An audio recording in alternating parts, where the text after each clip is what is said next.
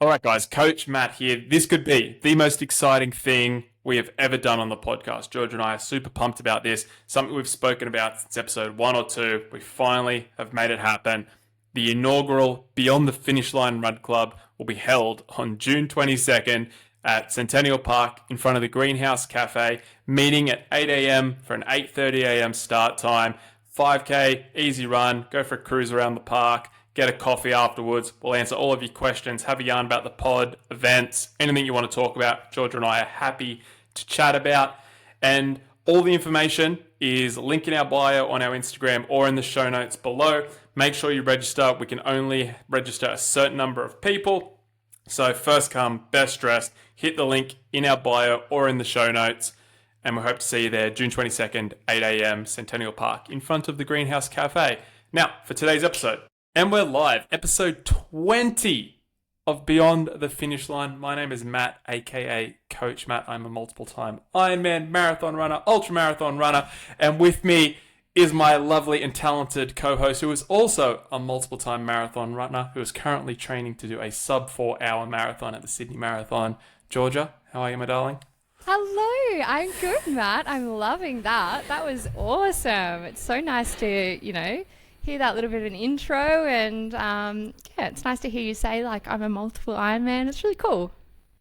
Yeah, it's we said it the other day, or you brought it up, that some people jump in at episode 20 or episode 18 or whatever, and they don't have no idea who we are. So a quick 10 seconds gives a lot of context to the podcast. It really does. I was going to say that today, actually. Do we need to do an introduction to ourselves, for those who are new?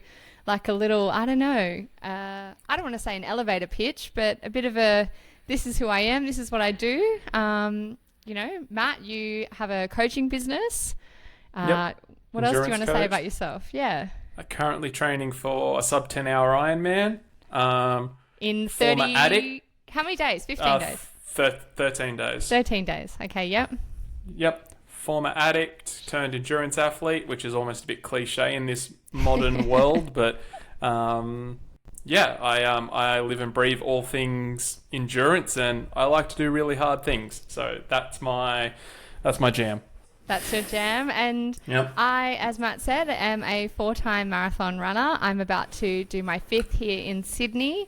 I have social media, as most people do, but I am very passionate about it. Love to post on socials across TikTok and Instagram. I work full-time, 6 days a week. I do this in my spare time. I do brand deals in my spare time. And I train for marathons, which is super fun. Do you want to know the funny thing, Georgia? Neither of us said we are podcast hosts. Oh my God. Well, I mean, I feel like that kind of speaks for itself. Yeah, I know, but we list everything else, but the podcast didn't even come to our tip of our tongue. Not even close. Don't worry, it's in my Instagram bio. That is definitely something I tell people. I have not forgotten that. But sometimes it can be a little bit daunting to tell people that you're a podcast host. Sometimes, I don't know, I worry about the stigma that comes along with that. I think a lot of people say that... What stigma do you think comes along with it? Well, I feel like a lot of people say everyone is a podcaster these days. Anyone can buy a mic off Amazon, which they can, and anyone can talk about anything. And so sometimes me being anxious little me that I am, I get really worried that people are like, oh, another podcaster. But I actually love doing this, and that's all that matters. How many people do you think are who say they're podcasters are like those people who say they're influencers or motivational speakers, but they've posted 4 times on Instagram or something? And you're like, we've got 20 episodes and 10,000 downloads. We're not the elite, but we're up there. We're up there. We are up there. And do you know what? I think it's the same as you're saying, calling yourself an influencer. I think that comes with a stigma as well. And so I find myself saying I'm a content creator, or I run and I vlog my runs. It can, I don't know, I think sometimes we just get in our own head. But yes, Matt, I am also a podcaster. Congratulations. Thank you. You too. Top 1%, episode 20. I don't know what the math is for 20 episodes, but if we were top 1% at 10, surely we're... I don't know. I don't even know what the math is, but we're up there. I may have just Googled this before we jumped on this episode, And I think pretty much it said 90% of people don't record past episode 3. And then of that, another 90% don't make it past episode 20. And I couldn't find anything that said top 1% on episode 10. So I'm like, maybe we were kind of led down the garden path a bit. And it's actually episode 20 that makes us top 1%. So I don't know. ChatGPT told me it was 10 episodes. So that's what I went off chat. Oh, well, ChatGPT told me I had gluteal tendinopathy, and what came back this week, Matt, was my results. I didn't say you didn't have it. I said do not trust ChatGPT over a doctor. That's what I said. Guys, if you are new here, a couple of episodes ago, I was telling Matt that I sneakily put my scans from my MRI into ChatGPT. And he was losing it at me, saying that I shouldn't be even looking at ChatGPT. And I said that Chat had come back and said I had gluteal tendinopathy as per my scans, but I should consult my doctor, which is what it said. And we all laughed. And then I got my results back and it said gluteal tendinopathy. And I had so many people message me who listened to the podcast being like, oh my gosh, haha, Matt, like you were right. ChatGPT was right. How funny. And I was like, oh, he's going to love it. You also didn't tell me put your scans in. You just said you put your symptoms in. Oh, yeah. Maybe. Yeah. I think I did tell you it was my symptoms, but then I put my scans in again and it said the same thing. Okay. So. It's hard to make a decision when you don't have all the information, Georgia. But yeah, sure. That's classic me, just over exaggerating. Yeah. Sam does the same thing. She'll give me half the information and be like, "No, that's it. That's all you get. No wonder you're wrong." Yeah. Nick always says that I over exaggerate everything, and he's like, "Jojo, it's not that bad. Like, you really need to chill out." But I did get my results back, and it bursitis, like I was already told, gluteal tendinopathy, which just means my tendons are under stress, and as far as I know, and I have a couple of really small grade tears in that area. They didn't specifically say where, but yeah, this afternoon I'm heading to a sports physio and he's going to take a look. He's already had a look at my scans, but he's going to have a run through them with me and kind of explain everything that's happening and what to do moving forward. So it's a bit of a daunting time for me. Yeah, I mean, as long as you address injuries like pretty promptly, then they're not that bad. Nah, look, I mean, I've dealt with it for 5 months and it's not that bad. Like, it's just annoying. So, Anyway, but that's all right. How was your week, Matt? Yeah, man, I'm in cruise control now. I'm just waiting to race. So smashing all of your runs and swims and bike rides, and I'm seeing all of your stats on socials. Loving that. Tell me your highs and lows of the week. Honestly, I'm still just so even keel. I don't have a high or a low. I'm just... Sunday was sort of the actual cap off of training. I know the week before was peak week, but then we sort of have an absorption week where the training volume's still relatively high. I still did like 20 hours of training. Yeah. But now it's like taper, like...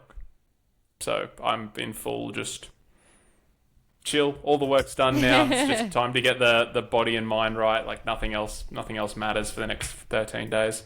Yep, and then it's the 100-day. Well, it's been longer than 100 days now, but it's over.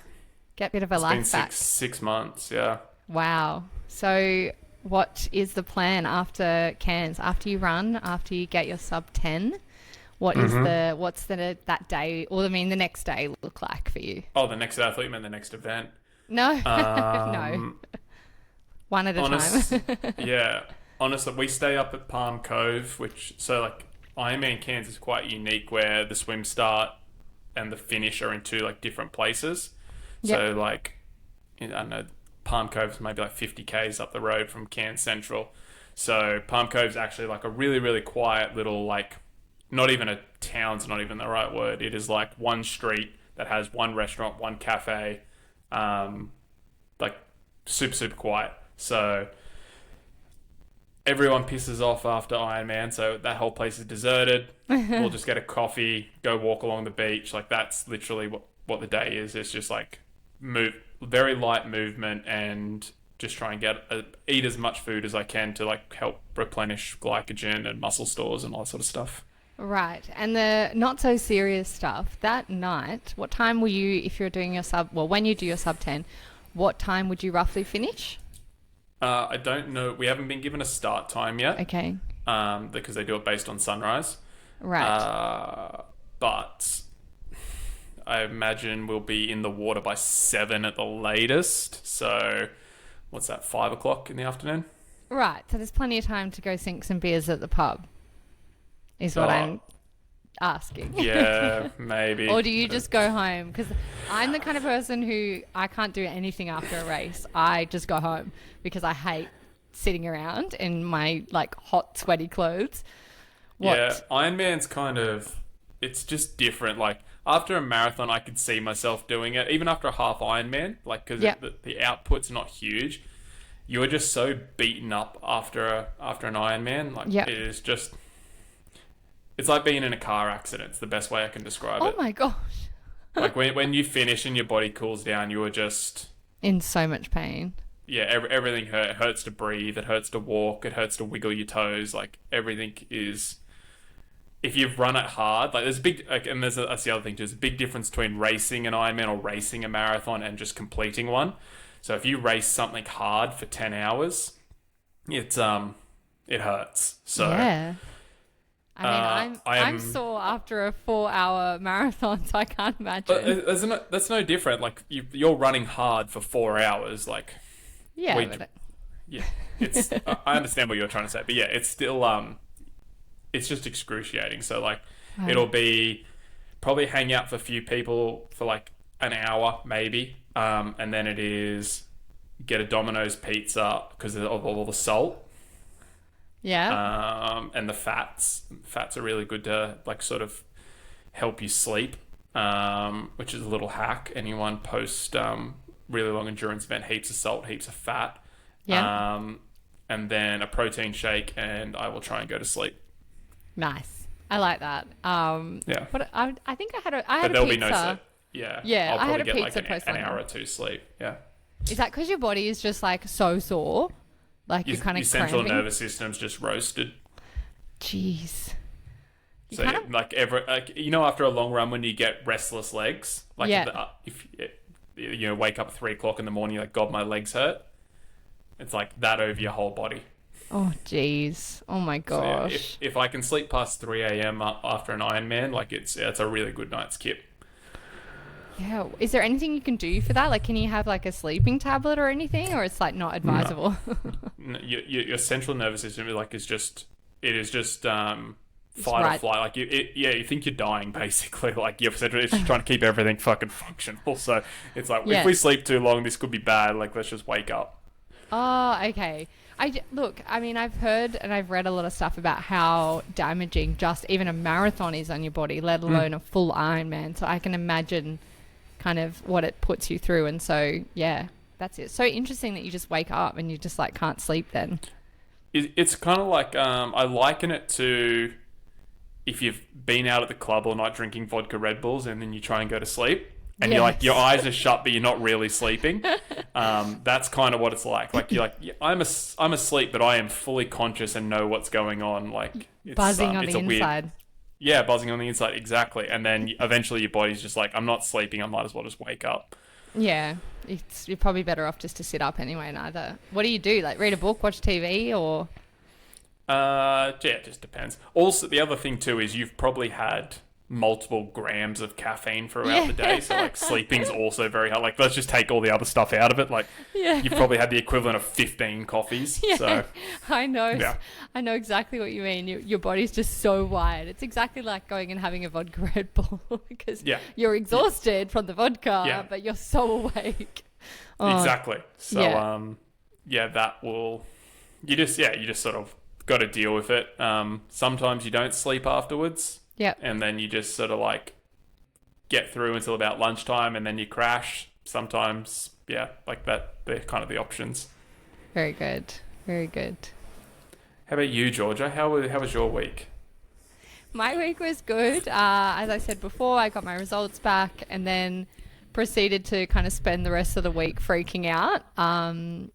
I put a few things on socials to kind of ask if anyone knew any good physios in the area. I have a great physio. I was kind of asking for sports physios and people who kind of are very good at that specific injury. And so I got some great recommendations, which was awesome. So there's that. I don't know what Matt's doing. Water bottle.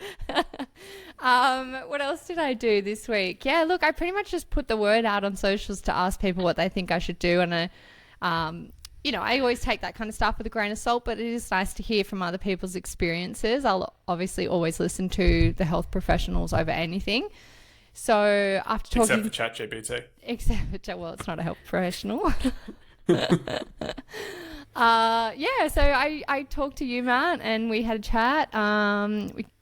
I spoke to a few friends that are physios, my brother's a physio, and just got some opinions. And most people have kind of said take 2 weeks, do some cross training, and just like really go hard on strength. So fortunately for me, tendons don't like rest. So from what I've learnt, I've just got to really focus on recovery. So sleep, eating well, drinking lots, reducing stress was a big one. I was just listening to a great podcast. I'm going to pull up the name because I don't want to get it wrong. But it was basically on some new research into chronic tendon pain, and it's called the Run Smarter podcast. I actually had quite a few people message me about this podcast, and he basically just talks about science and the actual how to run obviously smarter, and it's proper backed stuff. Like he really researches it really properly, so that's very interesting. And a lot of that he just said I have to rest.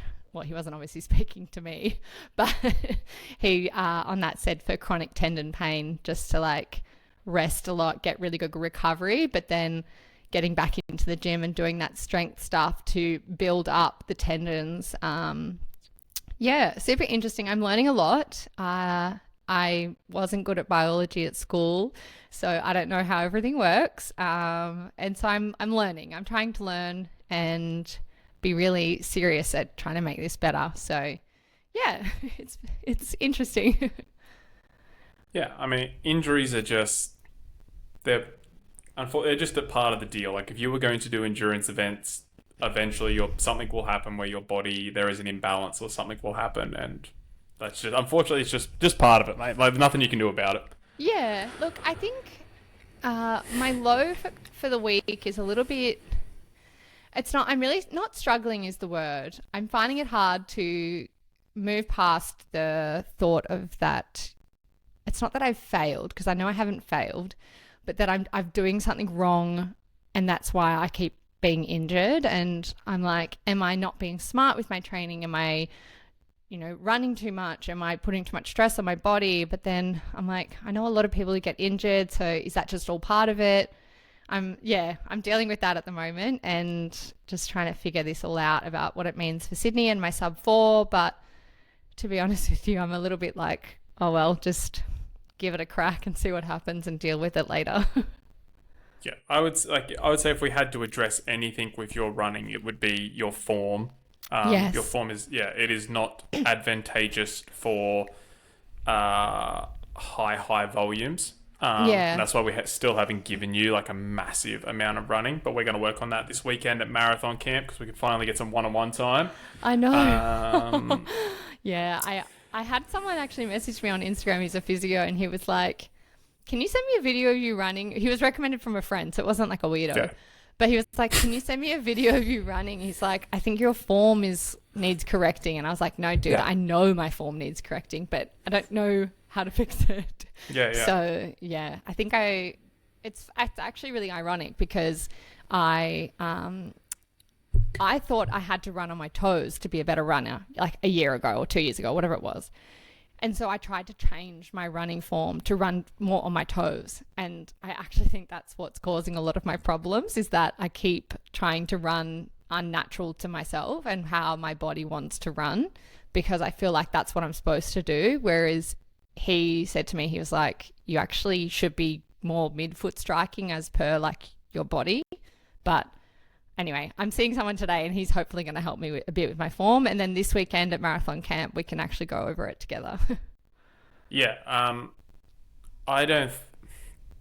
Having coached over like 100 people now and seeing every variety of running technique, I have seen people who run on the balls of their feet, including myself, who can run, relatively quick marathons. I've seen heel strikers, I've seen midfoot strikers. I don't think there is a right or wrong way. I think most people just do not optimize their mechanics to match their foot strike. So if you are a midfoot striker, but your feet aren't hitting underneath your hips, then it is irrelevant. If you are a front foot striker but you do not have good knee drive, then that is irrelevant. Like, you just need to find your running, like the way your foot lands, and then work your way back up the posterior chain. So there's a whole bunch of different things we can do. But we don't, it's not, I am really not that concerned in terms of Sydney, and we still have so much time to get you fit. We still have a great base level of fitness. I'm really just, is it inconvenient? Yes. Is it optimal? No. Is it the end of the world? Also no. So yeah, look, everyone was like, oh, you should really change, you need to really accept the fact that you might just need to run Sydney, not sub 4. And I was like, fuck off. No, I am running this. Like, I need to. And they're like, yeah, but someone was like, you've got 60 years to run a sub 4. And I was like, no, I have this race. Like, this is it. There's no other.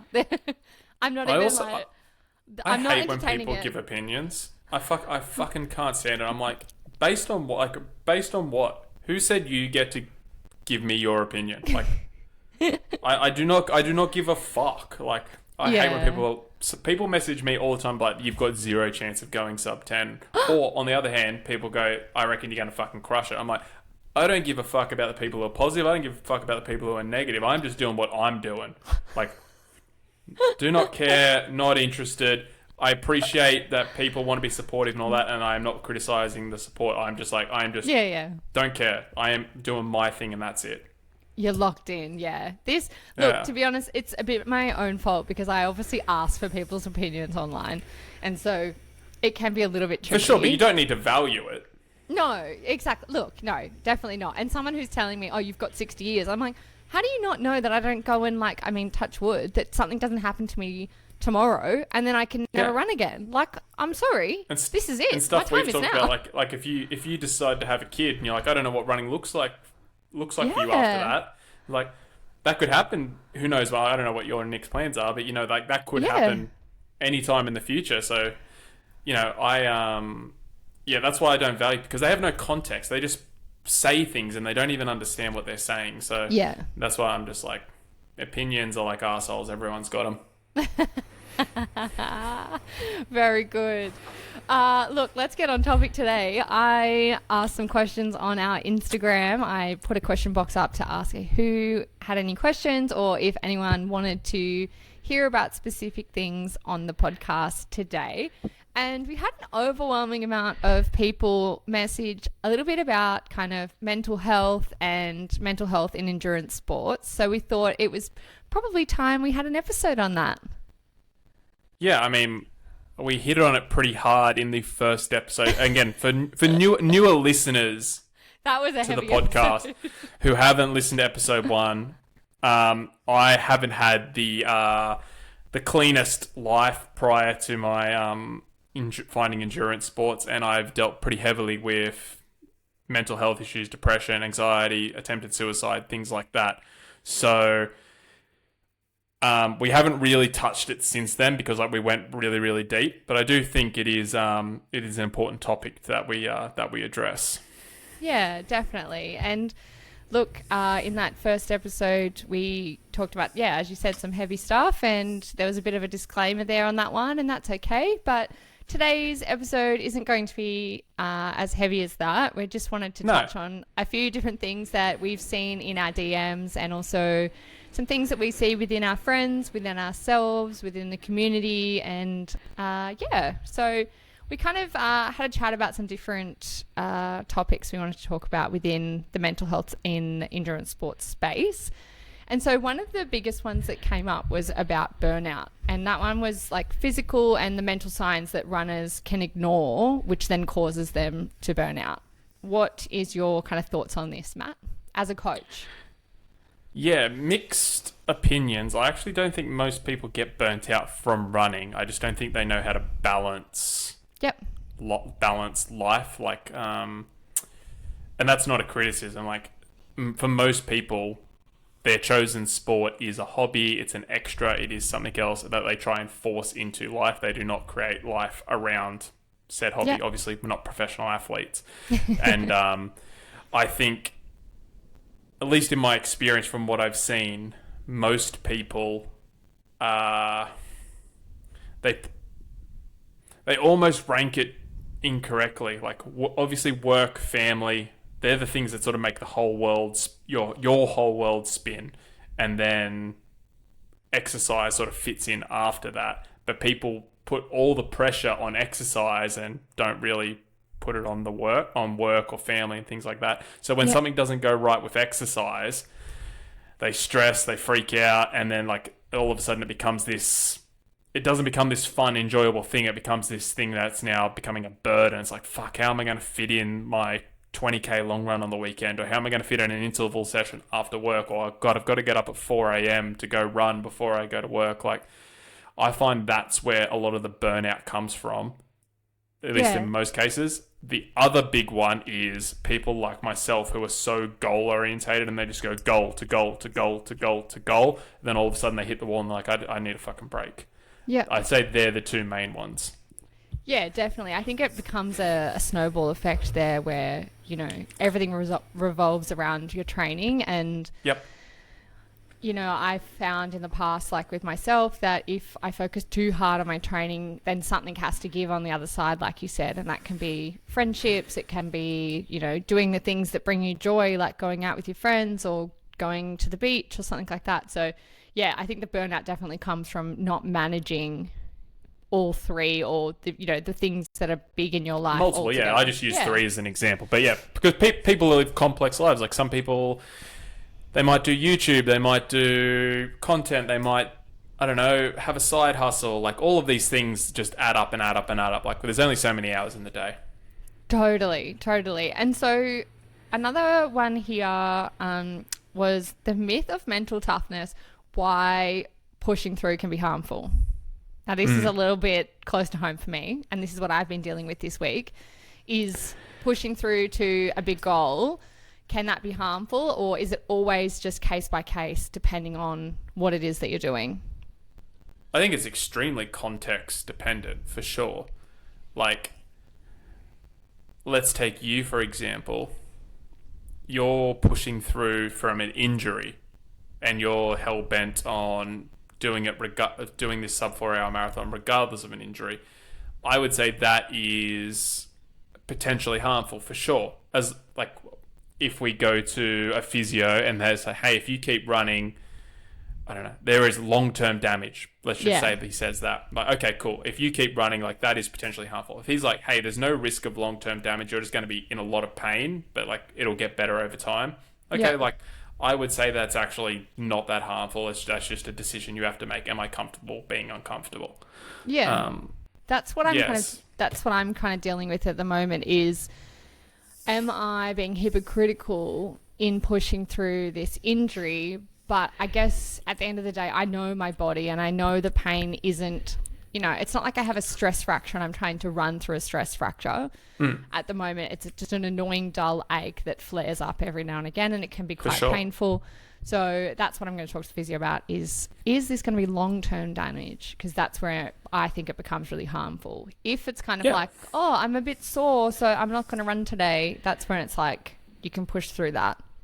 Yeah, I think the majority of people in society today, especially when it comes to exercise, they are so like, and I get it all the time with people messaging me on Instagram. They're like, I'm afraid of overtraining. I'm like, oh, how many times do you train? They're like, 3 times a week. I'm like, yeah, you'll be okay. Overtraining is every day. Not even like I haven't had a rest day in 6 months, and I am not even close to overtrained. So but you're conditioned though, Matt. You're very conditioned. irrelevant. Like people, like if you moderate intensity, like it's very, very hard to overtrain. Yeah. That being said, like I think majority of people should try and push through, like unless you don't know what you're capable of. Yeah.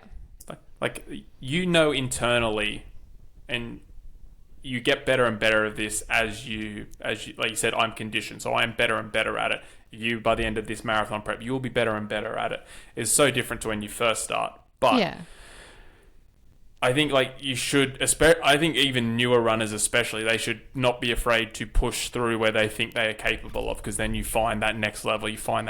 That is how, like, that's how you get better. Progressive overload. Yeah, well, I was going to say, I think as a new runner, you do need to train a lot to work out how much you can actually take. Yeah, and you can take so much more than what you think you can. Yeah. Yeah, definitely. Do you think do any of your athletes, do they get anxious around like a new training plan or having injuries or like missing runs and stuff? Is that kind of do people message you about that sort of stuff? Missing runs, absolutely. Especially like key, like long runs. Yeah. I know at the start I was very much, I'd message you and be like, I'm so sorry I can't do this run. Whereas now I can kind of understand which runs are okay to miss and which ones like try not to miss. Yeah. And it's very, very different too when you've got a coach. Like, I always use the term banking fitness. So like I can tell when an athlete's super, super locked in, like cool, like now is a really, really good time to push them 4, 6, 8 weeks. Even if we're not training necessarily for an event, or we might be quite far out from an event, I'm like, let's bank all of this fitness now while they're locked in. And then something inevitably will come up. Family thing, work thing, slight injury, niggle, sickness, whatever it is. And we're going to miss some runs. Like that just happens with everyone. But we banked all this fitness early. So now, like, hey, you missed this 20K long run. You missed this interval session. You missed 2 weeks of training because of the flu. No worries. We have banked all of this fitness. So I'm a big proponent of doing that. Okay. Another common like mental health challenge that runners or Sorry, did that answer your question? Yeah, I just sort of went on it a bit of a rant. No, it's okay. It did. Okay. I think it did. I don't know. Who knows? I was so engrossed in what you were saying. I was like, oh, that's I got caught up myself. I was like, what did Georgia ask me? Oh, no. I think, yes, I was asking about how anxiety around training plans and injuries and missed runs. But I think anyone who is, human will feel anxious around these kinds of things. So it is normal to feel a little bit anxious. Yeah, I think, and just in terms of training plans, I think where most people build their anxieties, they skip right to the end and they go, oh my God, how am I going to do the last run of the training plan? And it's a 36 kilometer 3x10K marathon run. You're like, hey, let's just focus on the 5Ks we've got today. Just focus on that. One of my favorite things I tell my athletes is, all I want you to do today is focus on laying the best brick possible. So we always talk about laying bricks, brick by brick. We're going to build that wall. Today, your job is to lay one perfect brick. That's it. You don't have to worry about anything else. Lay that brick to the absolute best of your ability. And if that's a 5K zone 2 easy run, awesome. Do that as best as you fucking can. And then just build it out. I think the thing that helped me a lot when I first ran my first marathon back in 2023 was I did that. I looked at the long run at the end because I'd never run a marathon, so I didn't know what the program was going to look like. And I could see right at the end. And back then, I had no coach. You weren't in my life. There was no apps or anything like that. I just used like the marathon came with a free training plan, and I printed it out. And week by week, I'd pull a piece of paper off the fridge and I'd look at the next week. And so on it, I could see that there was a 32 kilometer long run, and I was like, oh my God, how am I ever going to do that? Like, that's crazy. The furthest I've run is a half marathon. And so I had to kind of remind myself that once upon a time, 5Ks was hard. And then when I ticked off 5K, like, as you say, you laid that brick, I then did a 7K or I did a 6K or whatever the next run was. And then, okay, I ticked that one off. Then you have like, you progressively get longer and longer with your runs, and to the point where I would be doing a half marathon. I'm like, oh, I used to think this was really hard. And then you just do the next one. And when you kind of just go, you know what, at one point, what I'm doing now was really hard and I'm smashing it. So just focus on this today, as you said, laying the brick, setting the foundations, and slowly building a really strong wall. Yeah. And just to finish off that brick by brick analogy, no one looking at the wall once it's finished, you can't tell that one brick isn't perfect or that one brick over there isn't perfect. It's like, if just because you didn't do your absolute best in this interval session or this long run you pulled up a little bit short, like that doesn't matter. Like, because at the end of the training block, you still have a finished wall, right? Yeah. That's how I try and tell people. I'm like, no one is gonna go, that brick right there, that brick's fucked. No one's doing that. They're just like, that's a big fucking wall of fitness. Oh god, people listening be like, what am I listening to? This brick is fucked. This brick is fucked, man. No one's ever said that. No one's gone to a brick wall and gone, that brick is fucked. Nah. And you also, maybe a bricky, but and at the end of a training block, you never look back and go, remember that one run that was absolutely horrible, that sucked, and I ruined it and I was so bad at it. You don't think that. I mean, there's a couple of runs where I go, oh, I remember that run. That was absolutely cooked. But you never go, oh, remember that one run where I couldn't quite get to the 18K, so I did 17. It doesn't happen. So don't worry about exactly. it. Cool. So the next common mental health struggle that runners and endurance athletes face is that, and this is a classic one that I know a lot of people struggle with, is that post-marathon blues, quote unquote. How do you feel about this? Do you believe in it? Yeah, I do, for sure. Me too. I think it's more for newer runners or newer athletes, rather than the more experience you get, you sort of understand what you're about to go through and you can cope with it a little bit better. But yeah, tell me your thoughts. My thoughts is, I am a big believer in like highs and lows in life and trying to keep yourself quite balanced. Especially with, big runs like Sydney Marathon last year and London Marathon, you spend so much time building towards one day. And it's a bit like when we got married. It's, we spent 2 years building towards this one day. And you're on such a high of, you're training, you're feeling good, you're getting stronger mentally, physically, everything you're seeing changes in your body.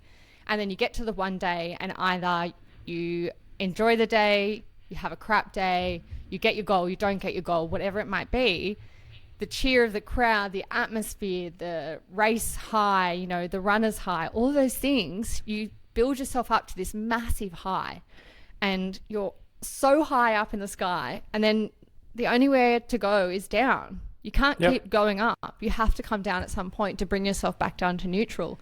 And so, as you said, you do get used to the feeling and you do know what's coming. And you kind of know how to balance yourself out a bit more. But I myself know that the kind of week after I run a marathon, I'm always going to be feeling a little bit low because I've used up all my excitement. Like on the day I'm screaming, I'm having fun, I'm doing all these things. Sorry, it just totally pulled my entire computer down. Can you hear me, Matt? Yeah, I can. Yeah, I'm just letting you run your race, mate. This is just entertaining for everyone. Oh, I was getting really into it then. Okay, cool. So that is my thoughts. There you go. Keep yourself balanced. That's the only advice I've got right now while I'm bright red. My thoughts on it are, your first couple of like big endurance events are so monumental in your life. Like you build them up to be these like larger than life, and like some people's bucket list item is to run a marathon. Yeah. Like no time to like just finish it. So but people like put them up.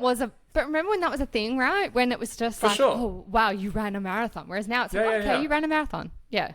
Yeah. And I think people build it up so much that,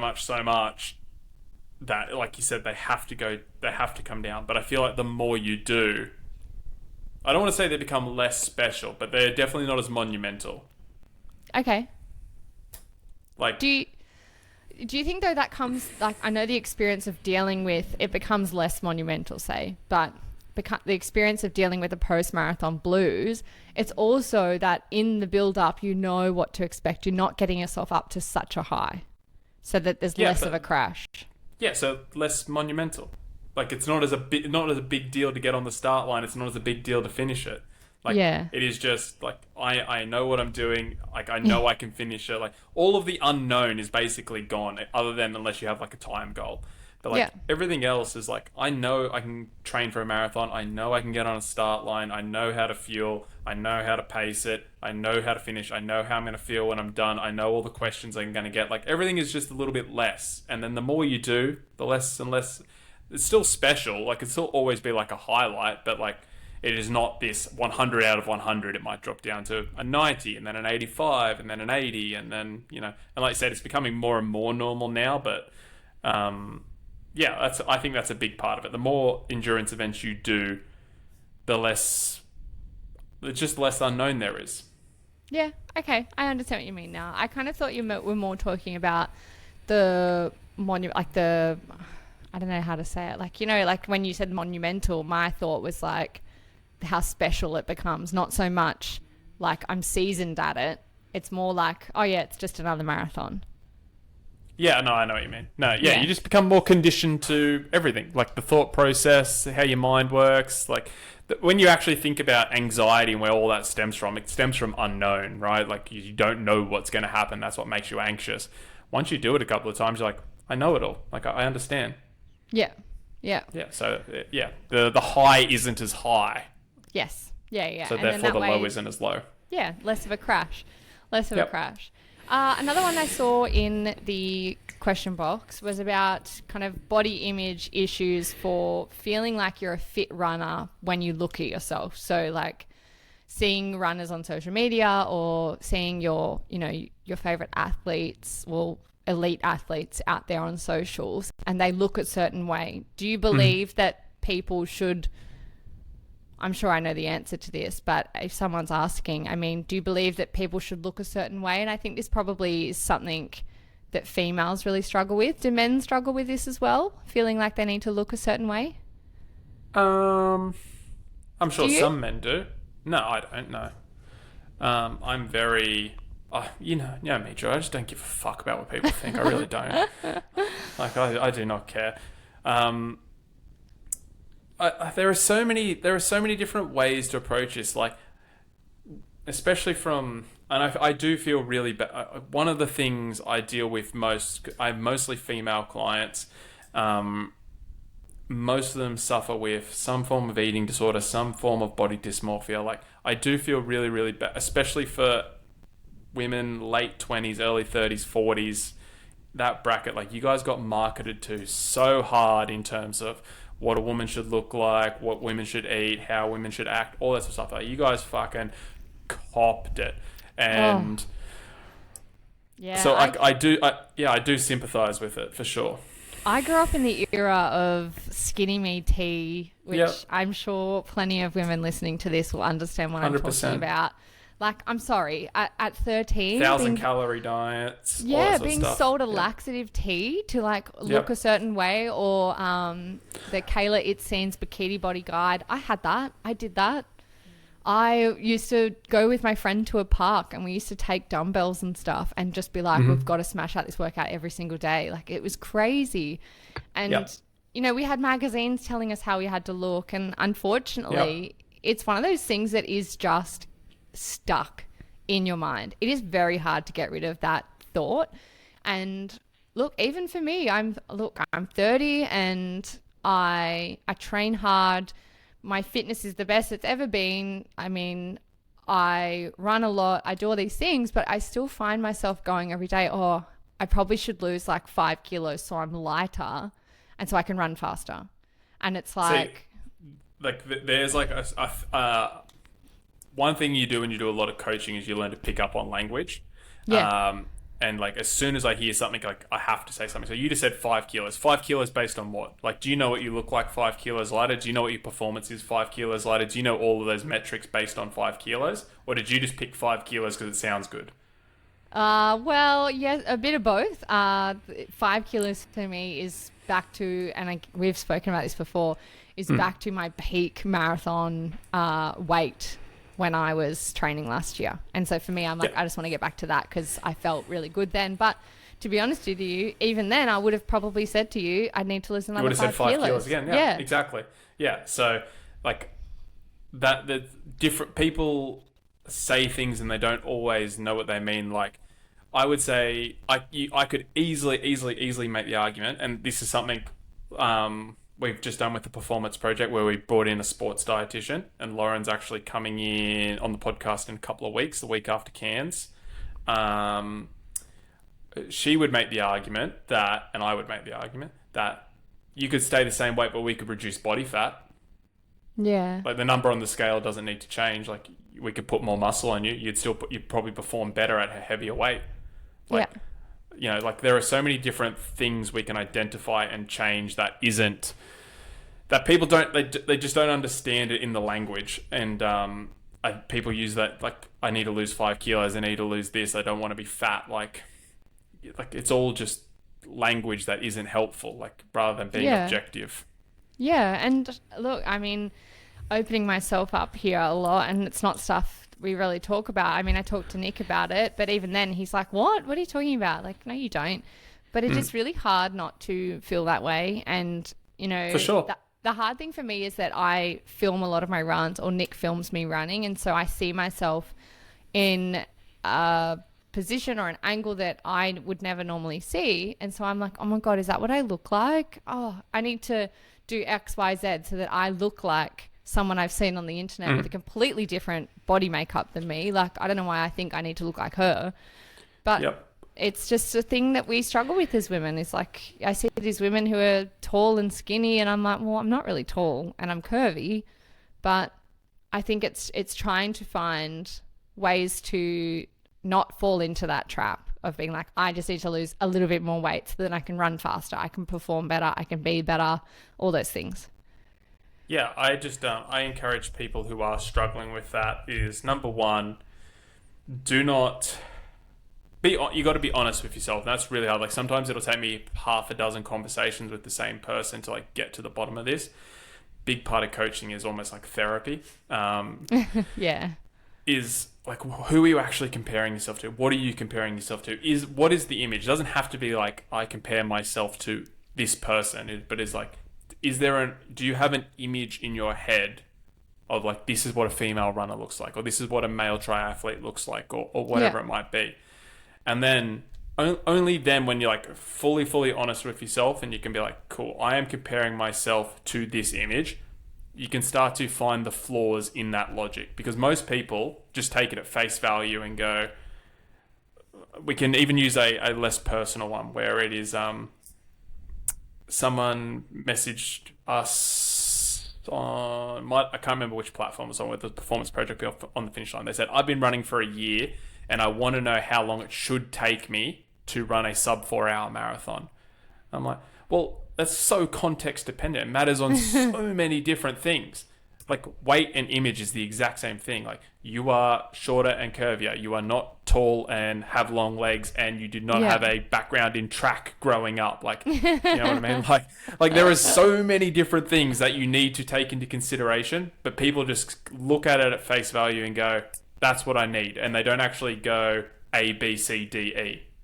Yeah. A lot of misinformation as well, but it'll be awesome to have Lauren on and talk to her and get her opinion, and we can ask you guys what you want to hear about. So that will help. I think it'll be really cool to hear that, especially from that kind of weight perspective, and she can touch on the, you know, the body fat and all that kind of stuff.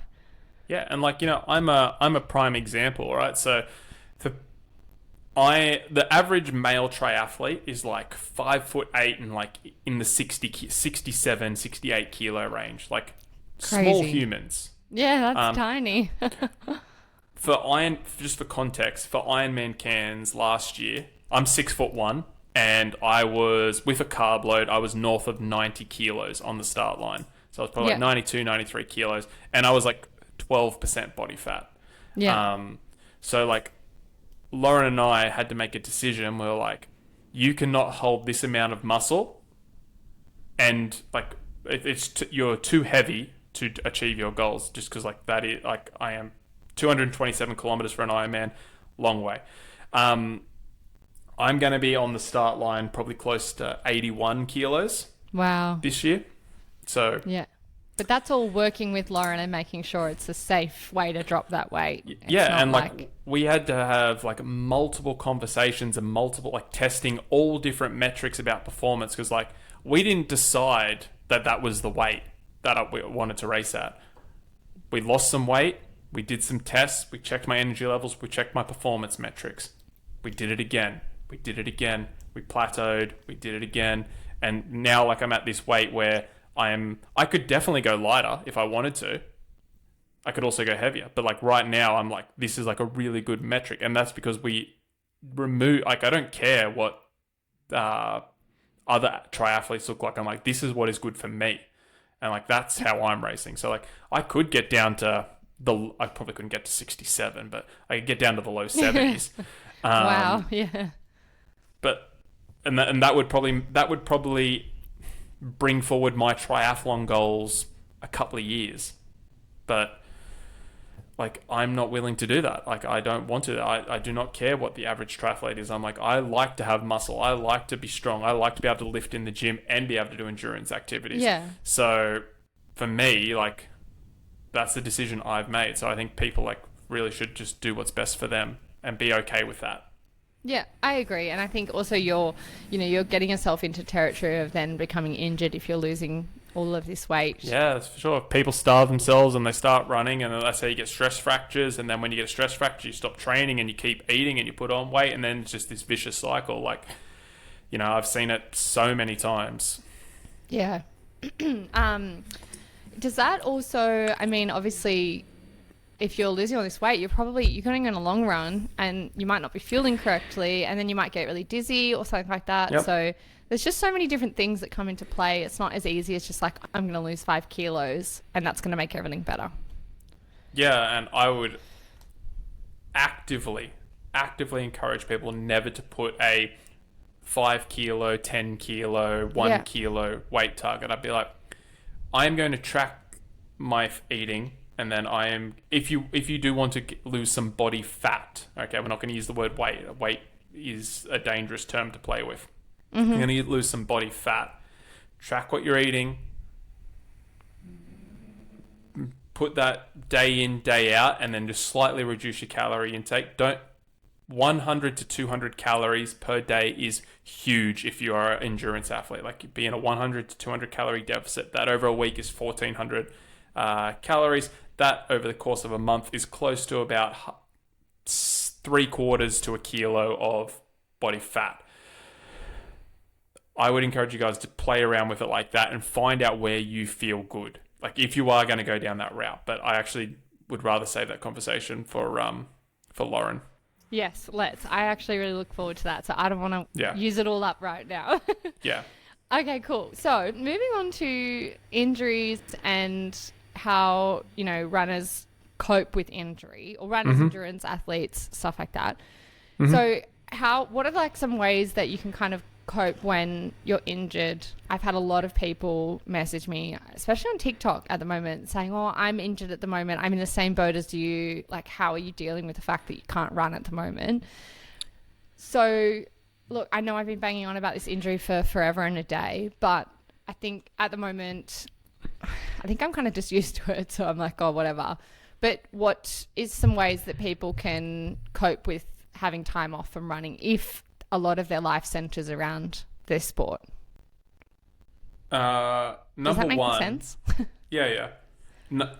Number one, and this is what I say to all of my athletes, no matter what the injury, whatever, there's always something you can do to keep your fitness up. So can we go to the pool? Can we get on a bike? Can we get on an elliptical?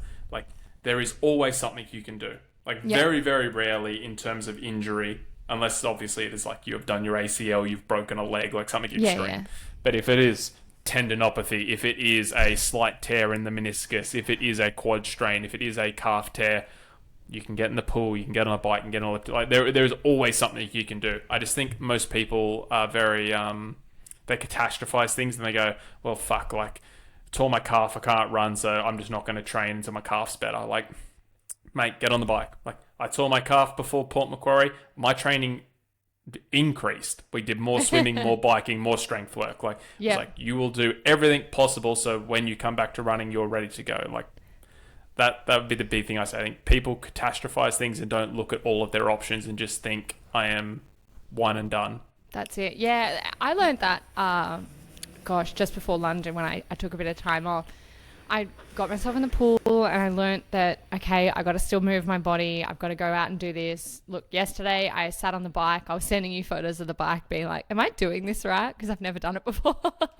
Matt was like, I don't know, man. What bike you on? She sent me a photo of just the computer screen on the bike and goes, is this the right bike? I'm like, I can't see the bike. No, I was asking because he sent me all these metrics being like, go and do a 1 hour zone 2 on the bike with this heart rate and this kind of cadence or something on the bike. So I was like, okay. And then I got there and the screen didn't say cadence and I was like, oh god. Yes, it did. Did it? I swear it didn't say cadence. So I took a photo of the screen being like, is this right? Like, is this the 70 you're talking about? Yeah, RPM. Is that cadence? Is that what? Yeah. Oh, okay. Is that the same as when you run? Is that what you call cadence when you run, the RPM? Well, no. It's the same thing, but it's not a running term. You wouldn't say RPM. Thank you. So how was I supposed to know that? Because revolutions per minute is cadence. Oh, okay. Whatever. Anyway, I went to the gym and did an hour on the bike and I was like, you know what? This is not so bad. And, I was sweating up a storm. So it was a good way to get the cardio. Great fitness. Yeah. Yep. Yeah, it was good. Well, that's why triathletes do so much cycling is because it translates over. Yeah, okay. Well, that was a good one. So that'll be me for the next 2 weeks. It's just sitting on the bike or on the elliptical. Anyway, you just got to find new ways to move your body especially if you're like me and you really rely on movement for your headspace. I really like getting out there and, I like swimming because you don't think, you just kind of do the strokes. And then I like the gym on the bike because you can put some music on or you can watch a TV show and just chill. So, yeah, there's good ways to, you got to see the positive in it. Yeah, there's always something you can do. Like I said, unless it's one of those, even if you do an ACL or something, like there is upper body training, like there is so much stuff you can do. So, like very, very, I'm still yet to find a circumstance where someone has come to me like, I have this injury and we haven't been able to find an alternative. Yes, I think, and look, that definitely only applies to injuries. Obviously, if you're sick or unwell, you can't go and push through that. Totally different thing. So yeah, that's a really good way. Thank you for strategies to kind of cope with it if you can't run or go, to the pool or whatever. I was thinking, I saw a message about someone. Sorry, I need to rephrase this. Someone had talked to me about, when you're having time off, do I still go to run club and how do you still stay connected to your community within the sport if you're having time off? And I know for me, I still go to run club. I still have a coffee. I still see my friends and kind of try and keep things as normal as I can. If you're not doing what you love doing, do you find that like you have to still try and stay connected or do you not have that kind of, I guess, community up where you are? Yeah, I'm the wrong person to ask, mate. Okay. I love training by myself. That's my time. That's my special time. Like when I'm not training, my phone is athlete messages on Instagram, work stuff is just like that. That's when I actually feel like the most connected to people is when I'm helping people with coaching. That's my athletes are kind of my community. Yep. And then when I have my training, like that's my moving meditation, peaceful time. Okay, so interesting. I'm a bit of both. I like my time to myself, but then also because Nick and I train a lot together, I then feel like I'm missing out on training with Nick and he's out running and then I've got FOMO and then my friends. Anyway, it's a long list of things. So for those who were asking about kind of staying connected to community, just if you go to a run club, still turn up, volunteer where you can. My friend Momo, she just came off the back of a hip stress fracture and then did UTA in the Blue Mountains, rolled her ankle, fractured her ankle and now has to have more time off. So now she has to, she volunteers. She goes and does these other things to stay connected to her community. So if that is you, try and do things that still keep you with your friends and, things that keep you happy and make you happy and stuff. Yeah, I would still say, like, definitely if you're a community person, get around the community. Like, for example, Ironman Australia, even though I had athletes racing, like, I normally go up because I'll run into people I know, and like people will say, oh, I listen to the podcast or whatever. Like, yeah.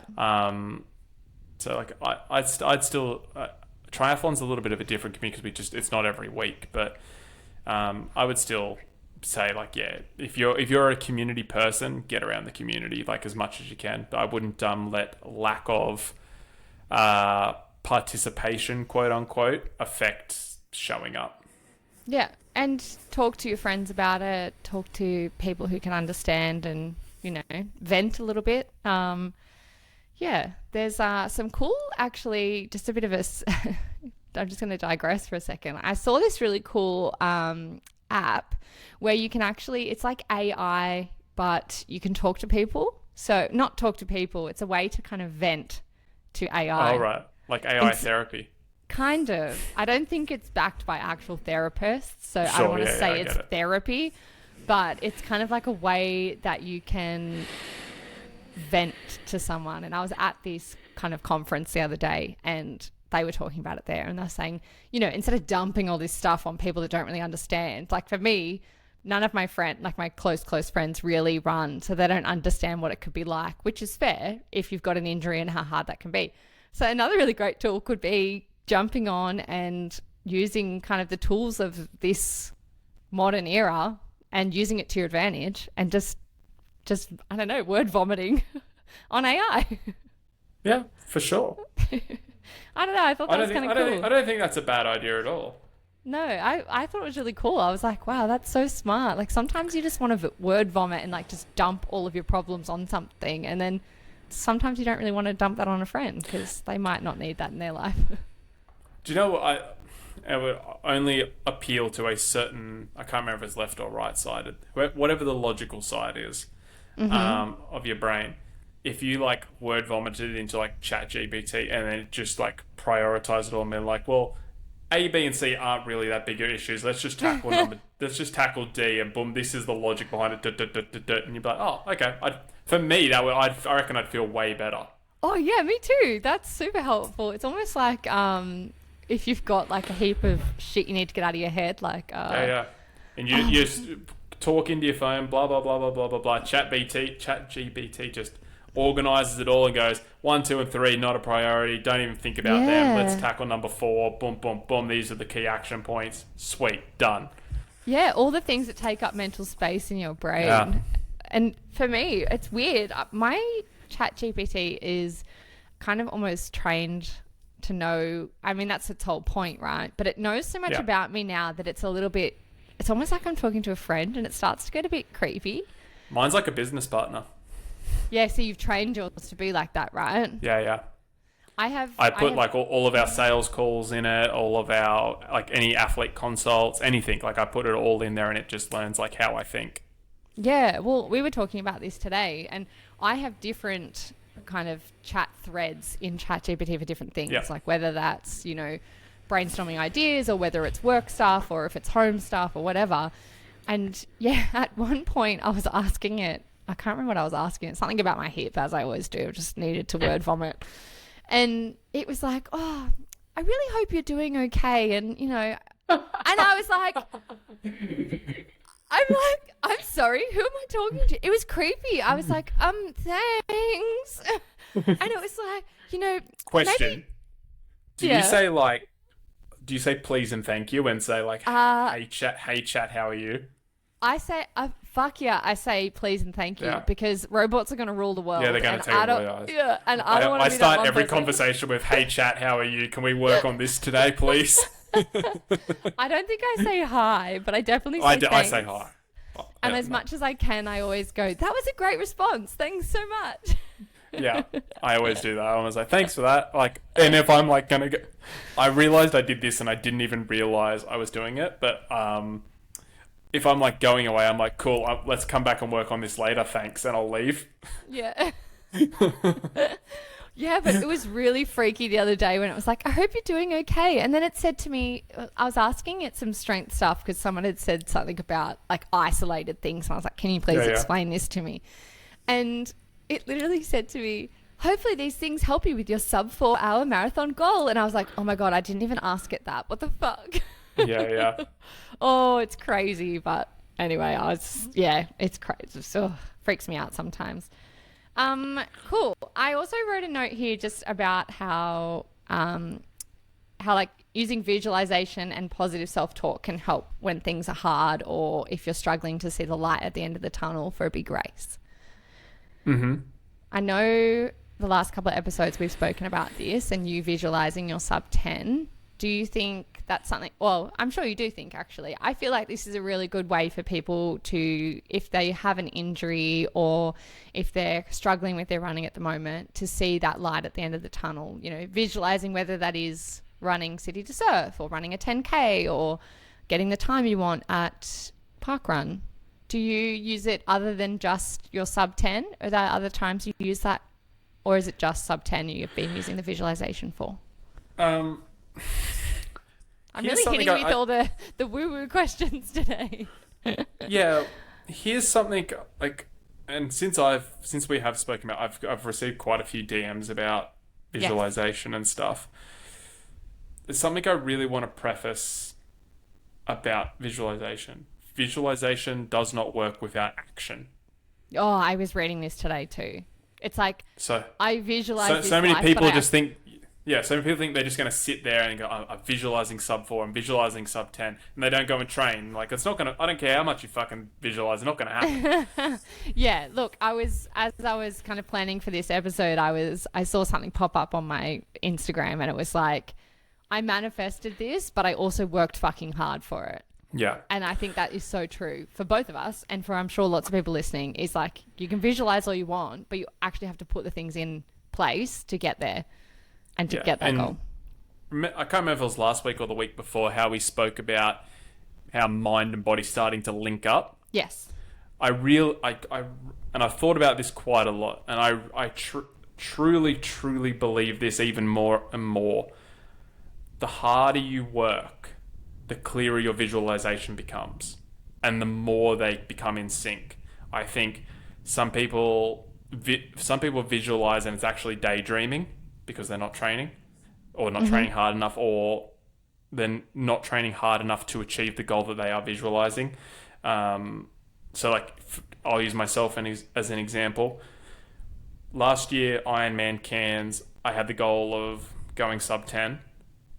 If I compare the training I did for that build compared to the training I did this build, I look back and go, that was not visualizing, that was daydreaming. Like you were not even in the ballpark of what was necessary. Wow. This year, I'm like, no, this is like, it feels different. It's the same image in my head, but like I can give myself fucking goosebumps with it. Like I am so synced up with it. And like, so whenever I thought I visualized previously, even though some of that stuff has come true, it has not felt like this. So I really encourage people, like, visualization is a powerful tool, but it must be met with equal or more action.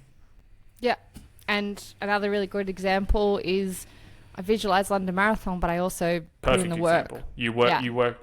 So many messages you sent me, like behind the scenes, where you're just like, "This is what I'm trying to do." I don't know what's happening, and like, like you need to. However much you visualize, 10x the work. That's I reckon that's a pretty good metric. And people say like, "Oh, I do 10 times a week." Like, actually fucking look at the work that you're doing. Yeah. And then work out what 10 times that is and go, holy shit, that's a fuckload of work. And then go and do that. Yeah. Don't, at the end of the day, you're only bullshitting yourself. So don't 100%. bullshit yourself. Just be honest and go, is this actually enough to get me where I want to go? Yeah.